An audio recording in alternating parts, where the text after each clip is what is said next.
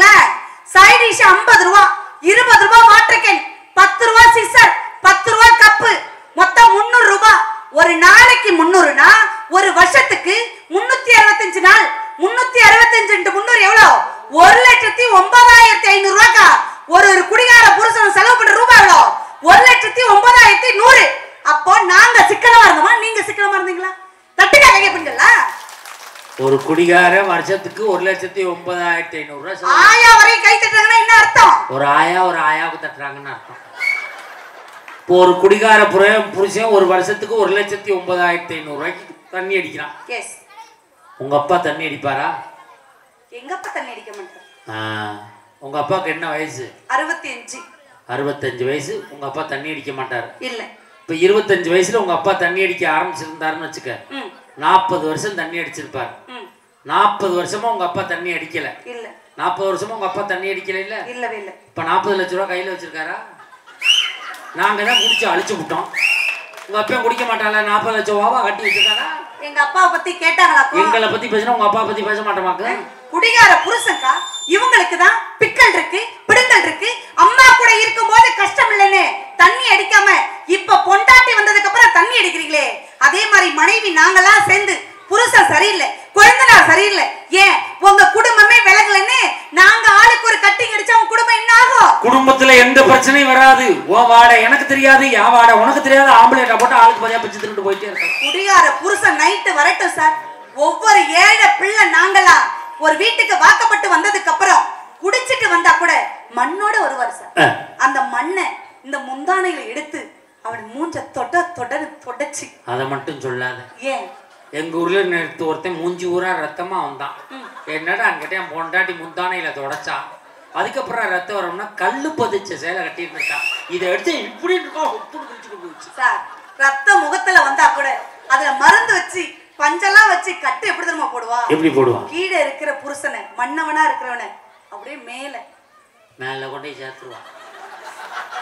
அண்ணே அப்படிலாம் சேர்ப்போமாண்ணே? கீழே இருக்கிற மண்ணோட உள்ள புருஷனை மேல. பொண்டாட்டி பெருசா என்ன ஆசைப்படுறோம்? என்ன சைக்கிள்ல வர புருஷன் பைக்ல வர மாட்டாரா? பைக்ல ஓட்டுற புருஷன் கார்ல வர மாட்டாரா? கார்ல வந்தவரு ஒரு நாள் ஏரோப்ளேன்ல போக மாட்டாரா? ஏரோப்ளேன்ல போனவரு கீழே விழுந்து 1 கோடி வாங்க மாட்டாரா? உங்க பிளான் பூரா எங்களுக்கு தெரியும். அப்படி மண்ணோட இருந்தாலும் அப்படியே மன்னவனா எப்படி தெரியுமா ஒரு தாரமாக்குவா? மன்னவனி மன்னவனி மாயிட்ட சின்னவனி உனக்குள்ள யாரும் இல்லை தலைவா தலைவா அன்னக்கிளி சின்ன கிளி விலகட்டு மன்ன கிளி என்ன வேணும் கேளுனா தரவா தரவா உன்னை நினைச்சுட்டா நான் தினமுடா என் தலைவாடி பூச்சூடி நீ ஒருபோது போட்டும் வாராது வாணி மன்னவனி மன்னவனி மலையிட்ட சின்னவனி உனக்குள்ள யாரும் இல்லை தலைவா தலைவா. இவ்வளவு பேசுறீங்கல்ல, உங்களுக்கு மனைவி வேணுமா வேணாமா? எனக்கு மனைவி எனக்கு வேணும். மஞ்சள் உங்களுக்கு மனைவி வேணுமா வேணாமா? அண்ணா உங்களுக்கு, அண்ணா உங்களுக்கு மனைவி, அண்ணா உங்களுக்கு மனைவி. இந்த திருவிழாவுக்கு வந்திருக்க எந்த ஆண்களாவது மனைவி வேணான்னு சொல்ற ஆண்கள் இருந்தா கை தூக்குங்க சார். என் வளைகாப்புக்கு போட்ட 4 பவுன் வளையல நான் கொடுத்துட்டு போறேன் சார். பாத்தீங்களா சார் எவ்வளவு தம்பி தூக்க முயற்சி பண்ணாப்ல அங்கிட்டு பார்த்தாப்ல ஆத்தாடி இதியாண்டா வம்புடுங்க சார். உண்மையாக்கா இந்த ஊர் பெண்கள் இந்த ஊர் ஆண்களுக்கா கை தட்டுங்க, நல்லா கை தட்டுங்கக்கா. உண்மையாலுமே இவ்வளவுக்கு மனைவி கேலி செய்வோம் சிரிச்சாங்க. ஆனா மனைவி வேணான்னு சொல்லும் போது தூக்கல பாத்தீங்களா சார்? தூக்கல இவங்க எல்லாம் போ சொல்லிட்டு கேளு 50 பேர் 2 கையை தூக்குவாங்க. ஏன் கை தட்டுறீங்க? ஏன் சார் கை தட்டுறாங்க? எல்லாம் பாதிப்பு தான் சார். மனைவி வேணான்னு எந்த ஆண்களும் சொல்ல முடியாது சார். காதலிக்க பெண் வேண்டும், கட்டி இணைக்க பெண் வேண்டும், கல்யாணம் பண்ண பெண் வேண்டும், சோறு போட பெண் வேண்டும், சுகம் கொடுக்க பெண் வேண்டும், குழந்தை பெற்றுத்தர பெண் வேண்டும். பெண் இல்லாம ஒரு ஆணால வாழவே முடியாது. சொந்தங்களை விட்டு சொர்க்கத்தை தருவோம் மனைவி, பந்தங்களை விட்டு பாசத்தை தருவோம் மனைவி, எங்கள் கண்ணீரை அடக்கி கண்ணீரை துடைப்போல் மனைவி. மனைவியோட எத்தனை வருஷம் வாழணும்? நான் இருக்கும் வரை அவள் இருக்க வேண்டும். மஞ்சள் நீங்க அண்ணா நீங்க அண்ணா அங்க ஒரு மீசக்கார அண்ணன் இருந்தாங்க. ரொம்ப நாள் பார்த்துட்டே இருந்தாங்க. அண்ணன் நீங்க எத்தனை வருஷம் உங்க மனைவியோட வாழணும் சொல்லுங்க, நான் சும்மா சொல்லுங்க. 100 வருஷம் நல்லா தர கை தருக்கா. அடாடாடா எங்க அண்ணன் மாதிரி இருக்காரு சார். 100 வருஷங்கிற அங்க ஒரு அம்மா தலையில அடிச்சுக்கிறது. ஐயோ 100 வருஷமா அப்படின்னு இல்லைங்க. அங்க அண்ணன் மாதிரி சில மாதிரி இருந்தாரு அண்ணன். நான் என் மாமாவோட எப்படி வாழணும் தெரியுமா? 100 ஆண்டு காலம் நம்ம புகழ் வாழணும். என்ன சராசா நீங்க இணையாளணும். வல்லவன வாசகி போல் போல் வாழணும். மத்தியில நீயும் நல்ல துணையாகணும். உன்னை கத்துக்கிறேன் நீ புருஷனா. நீ இருக்கும் இடமெல்லாம் எனக்கு அரசனா. ஒரு சித்திரை மரத்தில் பத்திரை கதித்து மகத்தை கொடுக்கலாம். எப்பத்தான் நீங்குது ஒரு நடிக்காக பார்க்குது.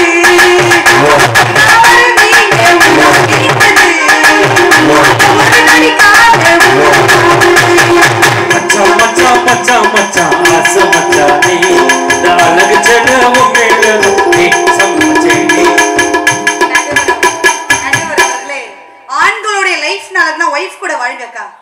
கோயிலுக்கு போய் நீங்க எல்லாம் ஓம் ஓம்னு சொல்றதை விட எல்லா ஆண்களும் மனைவி கிட்ட ஓம் ஓம்னு கோயில்ல போய் சொல்றதை விட மனைவி கிட்ட நீங்க ஆம் ஆம்னு சொல்லுங்க. தேவதை மாதிரி மனைவி கிடைக்கலன்னு எந்த ஆண்களும் கவலைப்படாதீங்க. கிடைச்ச மனைவியை தேவதையா வச்சு பாருங்க. காலையில வெங்காயம் அரிஞ்சு கொடுங்க அப்படின்னு புருஷனை கேட்கும் போது நான் பெரிய வீர சூரம் எல்லாம் பேசாதீங்க. ஆண்மை என்ன தெரியுங்களா? மனைவிக்கு குழந்தை கொடுப்பதல்ல ஆண்மை. மனைவிக்கு குழந்தை கொடுப்பதல்ல ஆண்மை. தன் மனைவியை குழந்தையாக பார்த்துக் கொள்வதன் ஆண்மை. நடுவுகளே, இந்த பூமியே 3 விஷயத்தை மையம் கொண்டது. ஒன்னு படைத்தல், ஒன்னு காத்தல், ஒன்னு அழித்தல். படைத்தல் யாருடைய வேலை? பிரம்மனுடைய வேலை. அதுக்கு என்ன வேணும்? அறிவு வேணும். அறிவு யாருகிட்ட இருக்கு? சரஸ்வதி கிட்ட இருக்கு. அடுத்தது அழித்தல் காத்தல் யாருடைய வேலை? திருமாலுடைய வேலை. அதுக்கு என்ன வேணும்? செல்வம் வேணும். செல்வம் யாருகிட்ட இருக்கு? லட்சுமி கிட்ட இருக்கு. அடுத்தது அழித்தல் யாருடைய வேலை? சிவபெருமானுடைய வேலை. அதுக்கு என்ன வேணும்? சக்தி வேணும். சக்தி யாருகிட்ட இருக்கு? பராசக்தி கிட்ட இருக்கு. ஆண்டவனே குடும்ப மகிழ்ச்சி காரணம் தாயை விட தாரம்னு அகில உலகத்தையே கொடுக்கும் போது சக்தி இல்லையே சிவன் இல்லை.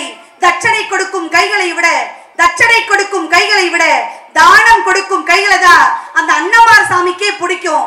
தானம் கொடுக்க பணங்காசு இல்லைன்னு யாரும் கவலைப்படாதீங்க. நல்ல வார்த்தைகளை தானம் பண்ணுங்கள். நம்ம அழிஞ்சு போகணும்னு நினைக்கிறோம் கூட நீ நல்லா இருந்துட்டு போடாங்கிற நல்ல வார்த்தைகளை தானம் பண்ணுங்கள் என்று கூறி வானவில் வளைந்தால்தான் அழகு. ஒவ்வொரு கணவனும் மனைவிக்கு வளைந்து கொடுத்தால்தான் அழகு என்று கூறி வாய்ப்பளித்து உங்கள் அத்துறை பேருக்கும் நன்றி கூறி விடைபெறுகிறேன். நன்றி, வணக்கம். நல்ல ஒரு கைதட்டல். உள்ளமே உனக்கு தாகம், உள்ளமே உனக்கு தாகம், உசுரே உனக்கு தாகம், உள்ளமே உனக்கு தாகம், உசுரே உனக்கு தாகம். உன்னையும் என்னையும் பிரிச்சா உலகம் இல்லை. தண்ணிக்கும் வீணுக்கும் என்னைக்கும் உலகம் இல்லை. வாங்கா உன்னோடு மட்டுமே வாழுவேன். இல்லையே மண்ணோடு போய் நான் சேருவேன். உள்ளமே உனக்கு தாகம்.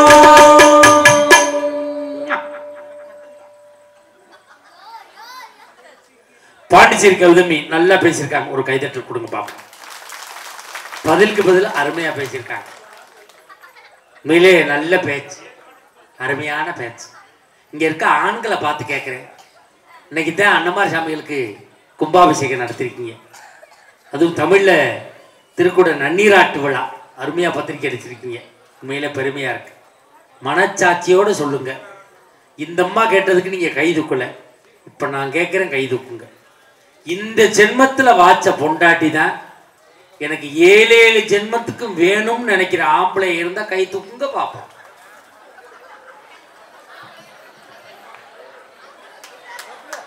புதுசு இல்ல, பழசுதான்.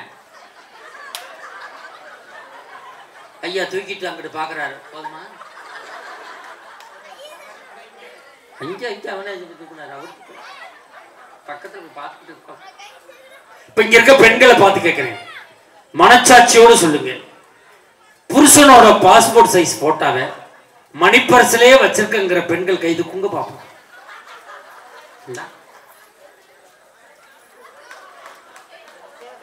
அந்த அக்கா சொல்லுது, அதை வீட்டில் வச்சிருக்கதே பறிச்சு இதில் மணிப்பாரசில் வேறு வச்சுக்கிறாங்க. மணிப்பாரசில் அந்த அக்கா தூக்கிட்டு கை தூக்கிட்டு சொல்லுது, சும்மா தூக்கும்படி பண்ண மணிப்பரிசு திறந்தா பார்க்க போகிறான். ஆனால் என் பொண்டாட்டி என்னோட பாஸ்போர்ட் சைஸ் போட்டா 2 போட்டோ மணிப்பரிசிலே வச்சிருக்கா. ஒரு கைதட்டல் கொடுங்க பார்ப்போம். 2 போட்டோ மணிப்பரிசில் வச்சிருக்கா. அவளுக்கு பாசமாடின்னு கேட்குறேன். பேங்கில் லோனு வாங்குற கொட்டுறதுக்கு வச்சிருக்கேங்கிறான். ஒட்டி விட்டு சாட்சி கையெழுத்து போட்டு விட்டுருவோம். பேங்குக்கு வீட்டுக்கு லோன் அலைய வேண்டியதுதான்.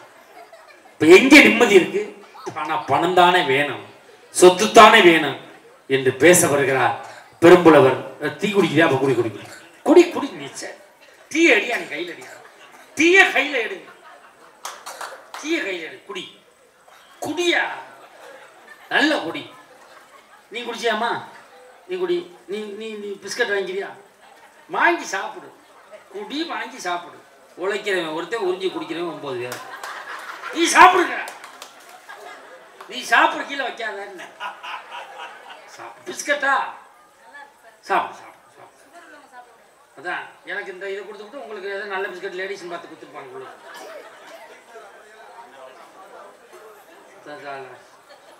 உடனே வருகிறார் பெருந்துறை கோப்பா ரவிக்குமார் அவர்கள்.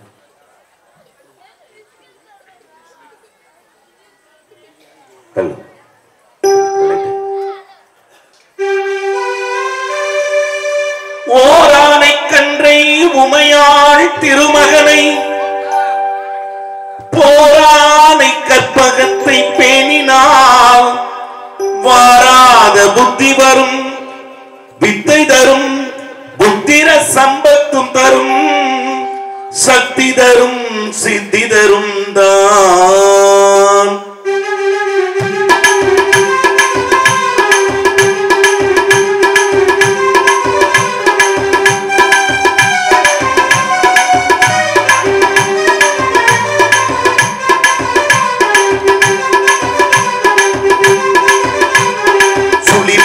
கையில் எதுவும் தொடங்கு பிள்ளையா, சுழி போட்டு கையில் எதுவும் தொடங்கு, அதன் துணையாலே சுகம் கூடும் தொடர்ந்து, அதன் துணையாலே சுகம் கூடும் தொடர்ந்து, பிள்ளையா சுழி போட்டு செயல் எதுவும் தொடங்கு.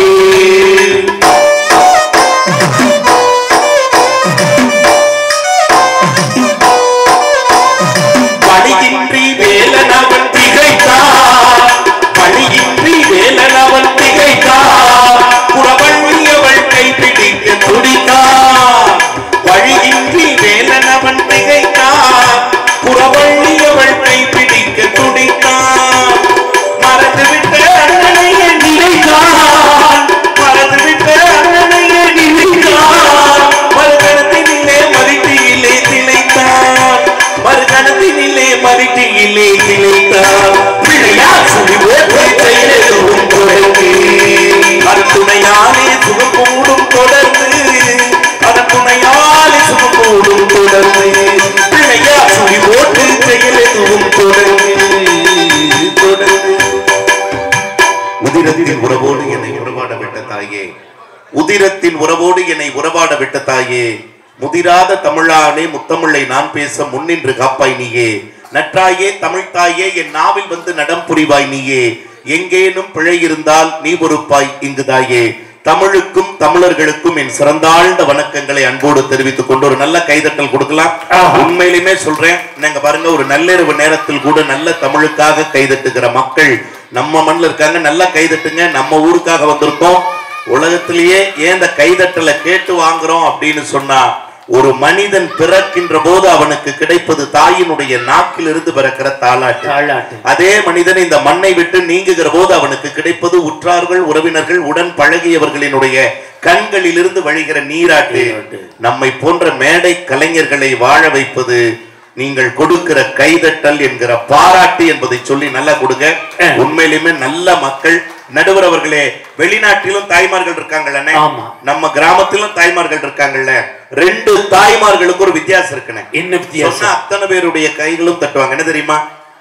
வெளிநாட்டு தாய்மார்களும் ஓடிட்டு இருக்காங்க, நம்ம கிராமத்து தாய்மார்களும் ஓடிக்கிட்டு இருக்காங்க. என்ன வித்தியாசம் தெரியுமா? வெளிநாட்டு தாய்மார்கள் உடல் இளைப்பதற்காக ஓடிக்கொண்டிருக்கிறார்கள். நம் நாட்டு நம் கிராமத்து தாய்மார்கள் தான் பிள்ளைகள் பிழைப்பதற்காக ஓடிக்கொண்டிருக்கிறார்கள்னா கைதட்டுங்க. அப்படிப்பட்ட தாயால தான் ஒரு குடும்பம் நல்லா இருக்குன்னு பேசுறதுக்கு நாங்க வந்திருக்கோம். உண்மையிலுமே சொல்றேன், இப்ப எங்களுக்கெல்லாம் கைதட்டினீங்க, ஆனா நம்ம நடுவருக்கு முதல்ல ஒரு நல்ல ஒரு கைதட்டல் கொடுக்கலாம். ஏன்னா அங்க பாருங்க எல்லாரும் அவ்வளவு தெளிவாக கொடுத்துட்டு இருக்காங்க.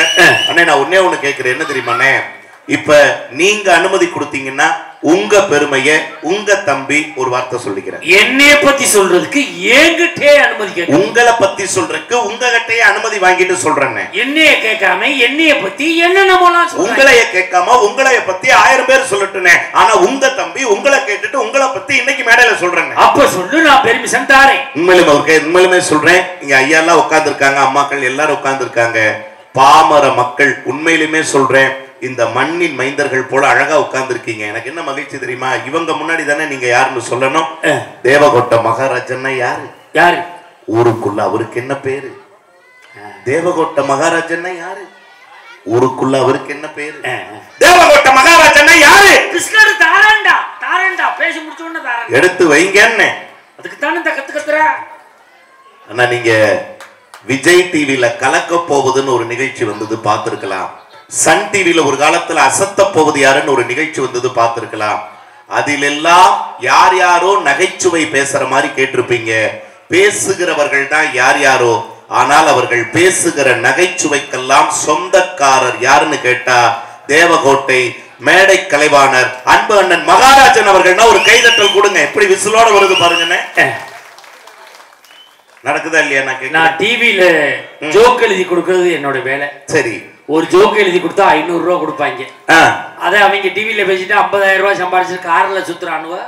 நான் 500 ரூபாய் வாங்கிட்டு பஸ் ஸ்டாண்டா பைதி குடிச்சு சுத்திக்கிறேன். நடுவர் அவர்களே, அவங்கெல்லாம் கேமராக்களுக்காக பேசுகிறார்கள், நீங்க தான் மக்கள் மனசுக்காக பேசுறீங்க. கைதட்டல் கொடுங்க.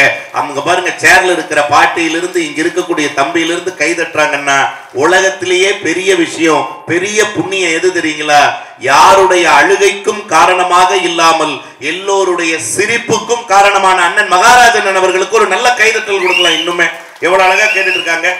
தாயா தாரம்மா, ரொம்ப எளிமையா சொன்னாங்கல்ல, எத்தனையோ விஷயம் சொன்னாங்கல்ல. என் தங்கச்சி இவ்வளவு நேரம் வந்து பேசினாங்க. எனக்கு என்ன எல்லாம் நிறைய கேள்வி கேட்டாங்க, நீங்களும் பதில் சொன்னீங்க. ஒரே ஒரு கேள்வி நான் கேட்கிறேன், நீங்க சொல்லுங்க. ஒரே ஒரு கேள்வி தானே? ஆமாண்ணே, உங்க தம்பி நான் கேட்கிறேன், சொல்லுங்க. தம்பி நீங்க கேளியா? அண்ணே, சொர்க்கத்துக்கு போகணும்னா என்ன செய்யணும்? சொர்க்கத்துக்கு போகணும்னா அண்ணா மக்கள்லாம் ரொம்ப ஆர்வமா இருக்காங்க, நீங்க என்ன பதில் சொல்ல போறீங்க? என்ன இவங்க என்ன சொல்றாங்க? தங்கச்சி என்ன சொல்றாங்க? தர்மம் பண்ணணும், தர்மம் புண்ணியம் பண்ணணும். சரி, மனைவிய கண்கலங்காம பாத்துக்கணும். அதெல்லாம் பண்ண வேண்டாம். அடுத்தவங்க கூட கெட்டு போகட்டும். பொன்னார் சங்கருக்கு போய் சாமி கும்பிடும். பொன்னார் சங்கத்தை என்னன்னு கும்பிடணும்? அடுத்தவங்க கூட கெட்டு போகணும். அடுத்தவங்க வெள்ளம் வீடு வந்து சாப்பிடாது. அவன் தறி ஓட்டினா ஆடி அக்கிரமா போகணும். வெள்ளி வச்சது தீ பிடிச்சி எறியணும். என்னென்னமோ சொல்றான். வேண்டுதலையெல்லாம் சொல்லிக்கிட்டு இருக்காங்க. ஆமாண்ணே, எனக்கு அப்படிதானே தோணுது. அவர் என்னமோ சொல்றாருண்ணே. தம்பி, சொர்க்கத்துக்கு போகணும்னா என்ன பண்ணணும்? பொண்டாட்டி ஊருக்கு போகணுங்கிறான்டா. அந்த எஃபெக்ட்ல சொல்லிட்டு இருக்காரு. அண்ணா நீங்க சொல்லுங்க அண்ணா. அவங்க ஒரு மாதிரி சொல்றாங்க. இப்ப நடுவர் நீங்க என்ன சொல்றீங்க? நான் கும்பாபிஷேக நாள்ல நீங்க சொல்லுங்கண்ணே, சொர்க்கத்துக்கு போகணும்னா என்ன செய்யணும்? ஒன்னே ஒண்ணுதான் அண்ணா. அவங்க சொன்ன 3 நாள் எல்லாம் செய்ய வேண்டாம். ஒன்னே ஒண்ணுதான். ஒன்னே ஒண்ணு செஞ்ச போதுமா? மக்கள் ஆர்வமா கேட்டுக்கிட்டு இருக்காங்க, சொல்லுங்கண்ணே என்ன செய்யணும்? செத்தா சொர்க்கத்துக்கு போலாம்டா. செத்தா சொர்க்கத்துக்கு போகணும். ஆனா உண்மையா சொல்றேன், நம்ம கிராமத்துல செத்தாதான் சொர்க்கத்துக்கு போகணுங்கிற அவசியம் இல்லை நடுவர் அவர்களே. இப்படி ஊருக்குள்ள எல்லாரும் ஒரு உறவுகளா இருந்து இப்படி சிரிச்சு சந்தோஷமா இருக்கிறதே சொர்க்கம். கைதட்டல் கொடுங்க. இதை விட வாழ்க்கையில என்னங்க இருக்க போகுது சொர்க்கம்? இதை இசைஞானி இளையராஜா ஒரு பாட்டுல கொடுத்தாரு பாருங்க.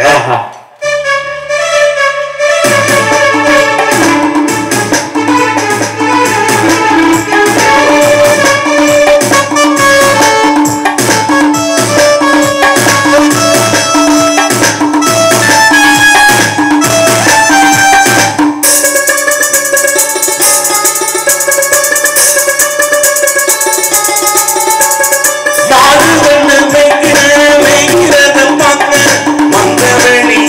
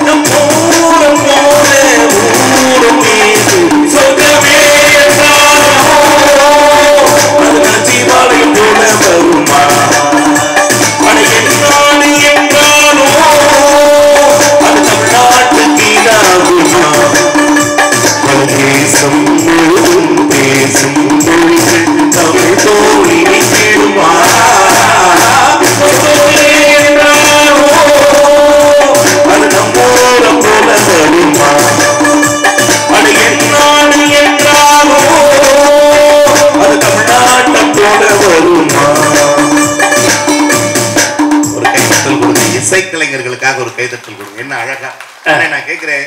தாரம் தாரம் தாரம் தாரம் நாங்களே என்னைக்காவது நிம்மதியை தந்திருக்காங்களா?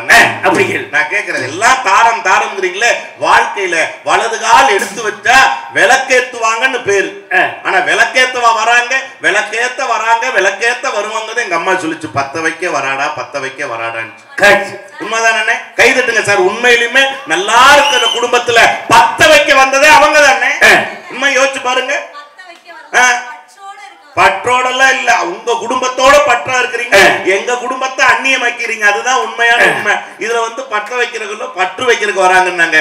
நடுவர் அவர்களே, அம்மாவோட சிரிச்சு பேசுனா மனைவிக்கு எரியுது வயிறு, மனைவியோட சிரிச்சு பேசுனா அம்மாவுக்கு எரியுது வயிறு. இந்த கிராமத்துல நீங்க தீர்ப்பு சொல்லுங்க. என்னைக்கு கட்டிய மனைவியும் பெத்த தாயும் ஒருவருக்கொருவர் சிரித்து பேசுகிறார்களோ அன்றைக்குத்தான் கணவனுடைய மனசுக்குள்ள ஒரு கைதட்டுங்க.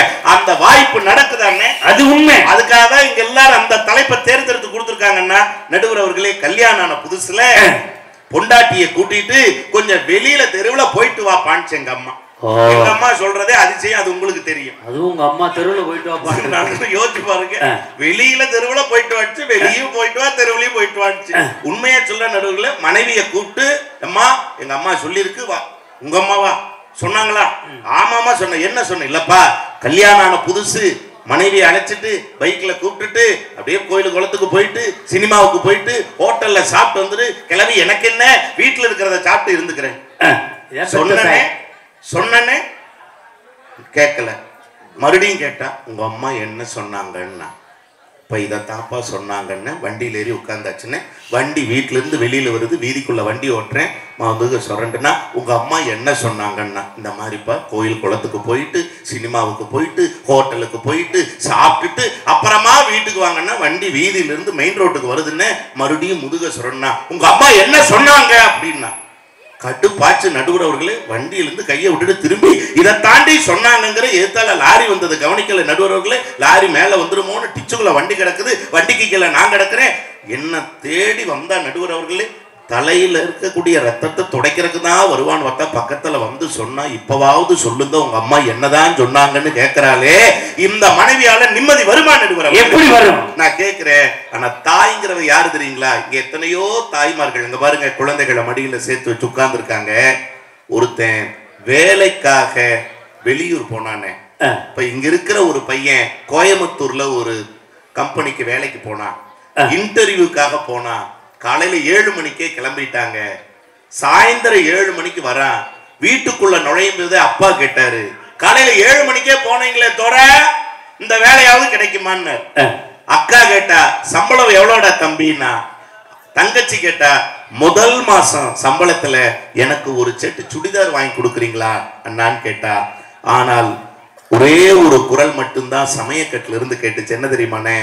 காலையில 7 மணிக்கே போனையே சாமி, ஏதாவது சாப்பிட்டியா சாமின்னு கேட்கிற ஒரே குரல் யாரு தெரியுங்களா? பெற்றெடுத்த தாயின் குரல் மட்டும்தான் நடுவர் அவர்களே. தாயினுடைய சமையலுக்கும் மனைவியினுடைய சமையலுக்கு என்னென்ன வித்தியாசம்? ஒரே வித்தியாசம் தான். என்னென்ன வித்தியாசம்? மூக்கு பிடிக்க சாப்பிட்டோம்னா அம்மா சமையல், மூக்க புடிச்சுக்கிட்டே சாப்பிட்டோம்னா அதான் பொண்டாட்டி சமையல். ஆஹா, வேற என்னென்ன வித்தியாசம்? இன்னொரு வித்தியாசம் இருக்கு. என்னென்ன? நரச்ச முடி கிடந்தா அம்மா சமையல், கருப்பு முடி கிடந்தா பொண்டாட்டி சமையல், செம்பட்ட முடினா வான் சமையல். அத்தாடி, அவன் சமைக்கவே இல்லை அப்படி சொல்லுங்க. ஆனா உண்மை நடுவர் அவர்களே, பசிக்கும் போது சோறு போடுபவள் மனைவினா பசிக்க விடாமல் சோறு போடுபவள் தான் நம் தாய். நடுவர் அவர்களே, அந்த தாய்க்கு நிகரா ஏதாவது இருக்க முடியுமா? நீங்க எத்தனை வெளிநாடுகள் போயிருக்கீங்க? நான் 5 வெளிநாடுகள் போயிருக்கேன். ஒரு கைதட்டல் கொடுங்க. உண்மையிலுமே 5 வெளிநாடுகள். நம்ம நடுவர் 5 வெளிநாடுகள். 5 வெளிநாடுகள் எங்களுக்கு ரொம்ப மகிழ்ச்சியா இருக்கு, ரொம்ப பெருமையா இருக்கு. எங்க அண்ணா 5 வெளிநாடுகள் போயிருக்கீங்க. இது என்னப்பா பெருமை? நான் 5 நாடு போயிருக்கேன். என் டீம்ல பேசுற, நம்ம டீம்ல பேசுற இந்த மேடம் ராணிகுமாரும் ராணி அம்மாவும் உமாநாத்தும் சரி 8 நாடுகள் போயிருக்காங்க. நடுவரே 5 நாடுகள் தான் போயிருக்காரு. ஆனா அணியில இருக்கிறவங்க இசைக்குழு அண்ணன்லாம் வந்து 8 நாடுகள் போயிருக்காங்க. 2 பேரும் 8 நாடு போயிருக்காங்க. என்ன உண்மை? உண்மை. என்னென்ன நாடுகள்? என்னை விட எக்ஸ்ட்ரா 3 நாடு போயிருக்கு. எந்தெந்த நாடுகள்? 3 நாடுகள் போனாங்க எக்ஸ்ட்ரா. ஒரத்த நாடு, ராம் நாடு, வருஷ நாடு. எல்லாமே தமிழ்நாடு. பாஸ்போர்ட் அவங்கிட்ட இல்ல. ஐயா நான் உங்களுக்கு சொல்றேன், சென்ற ஆண்டு இதே நாள்ல இந்த மாதத்துல எல்லாரும் மலேசியா பட்டிமன்றம் போனோம். நல்ல வரவேற்பு. தமிழ் உலகம் யாருக்கு வரவேற்பு கொடுக்கிறது என்றால் எல்லோரையும் மகிழ்ச்சி கடலில் ஆழ்த்துகிற அண்ணன் மகாராஜன் அவர்கள் குழு என்பதற்காக எங்கள் அத்தனை பேருக்கு அவ்வளவு ஒரு மகிழ்ச்சியை கொடுத்தாங்க, வரவேற்பு கொடுத்தாங்க. நிகழ்ச்சி முடிஞ்ச பிறகுங்கய்யா எவ்வளவு அழகா உபசரிச்சீங்க உங்க ஊர்ல. அதே மாதிரி நிகழ்ச்சி முடிஞ்ச பிறகு மதிய உணவு ஏற்பாடு பண்ணியிருந்தாங்க. இந்த மாதிரி மேஜை நிறைய உணவுகள், இதெல்லாம் பாத்தீங்க அப்படின்னா வெளிநாட்டு உணவு, சைனா உணவு, இதெல்லாம் பாத்தீங்கன்னா வடநாட்டு உணவுன்னு நிறைய வச்சிருந்தாங்க. தமிழ்நாட்டு உணவுன்னு மகாராஜன் சார்ட்ட கேட்டாங்க அண்ணன்ட்ட, சார் நீங்க எதை விரும்பி சாப்பிடுவீங்கன்னு சொல்லும் போது அண்ணன் சொன்ன வார்த்தை என்ன தெரியுங்களா? பழைய சோறு இருக்கான்னு கேட்டார். கைதட்டுங்க சார். அந்த இடத்துக்கு போனாலும் எந்த இடத்துக்கு போனாலும் அதை மறக்காம இருந்தாரு. நீராகாரம் இருக்கான்னு கேட்டீங்க. உண்மையிலுமே நடுவர் அவர்களே, இப்ப நான் சொல்றேன் உண்மை, நான் மட்டும் தயவு செய்து கைதட்டுங்க. எவ்வளவு எத்தனை நாடுகளுக்கு வேணாலும் போங்க, எவ்வளவு பெரிய ஸ்டார் ஹோட்டல்ல கூட சாப்பிடுங்க, எத்தனை லட்சங்கள் வேணாலும் ஒரு சாப்பாட்டுக்காக செலவு பண்ணுங்க.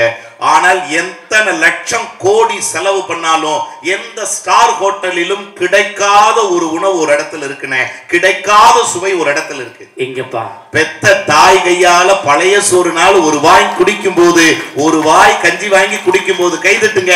அந்த சொகத்துக்கு இணையா இந்த உலகத்துல வேற ஏதாவது சொகம் இருக்கா நடுவர் அவர்களே? அத கூட பாண்டவர் பூமிங்கிற படத்துல அழகா கொடுத்தா தெரியுங்களா?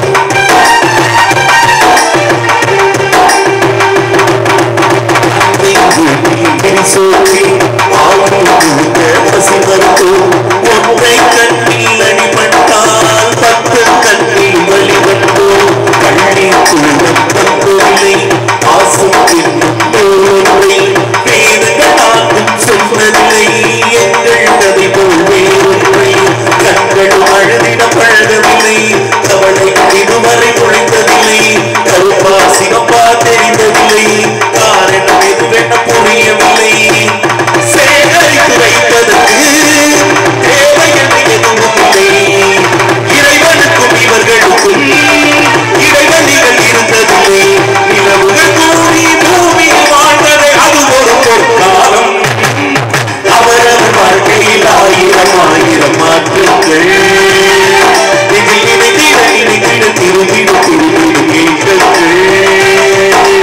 அது ஒரு அழகிய நிலக்காலம் கனவில் அடிக்கடி உணர்ந்தோ, அது ஒரு அழகிய நிலக்காலம் கனவில் அடிக்கடி உணர்ந்தோ, நிலவுகள் கூடி பூமியில் வாழ்ந்தது அது ஒரு பொற்காலம், அவரவர் வாழ்க்கையில் 1000 மாற்றங்கள்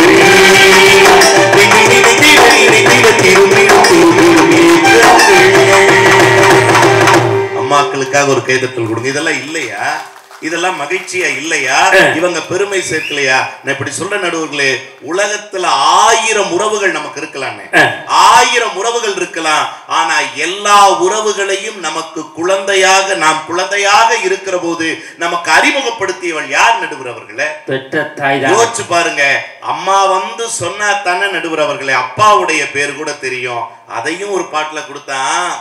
அம்மா வந்து சொன்னாதான் அப்பாவின் பேர் தெரியுமடா, அவனும் சொல்லவில்லை தப்பாதான் போகுமடா, அம்மா வந்து சொன்னாதான் அப்பாவின் பேர் தெரியுமடா, அவனும் சொல்லவில்லை தப்பாதான் போகுமடா, எட்டாய் மண்ணு பச்சை இலை தானோ இன்று எச்சில் இலை, எட்டாய் மண்ணு பச்சை இலை தானோ இன்று எச்சில் இலை, ஒரு பொழுது அது விடியாதா அட போடா, உலகம் கிடக்குது கிடக்குது உள்ளுக்குள்ள சக்கரவர்த்தி, ஆனா உண்மையில் மெழுகுவர்த்தி, போடா போ உள்ளுக்குள்ள சக்கரவர்த்தி, ஆனா உண்மையில் மெழுகுவர்த்தி, பெற்றெடுத்தது யாரு, அழகு பேரு வச்சது யாரு, தத்தெடுத்தது யாரு, இப்போ தத்தளிப்பது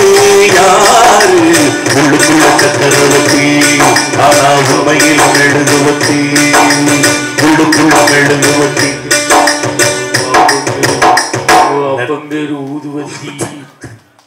நடுவர் அவர்களே, இங்க இருக்கிற தாய்மார்கள், இங்க எத்தனையோ இளைஞர்கள் டிகிரி படிச்சிருக்கலாம், ஸ்கூல் படிச்சிருக்கலாம்.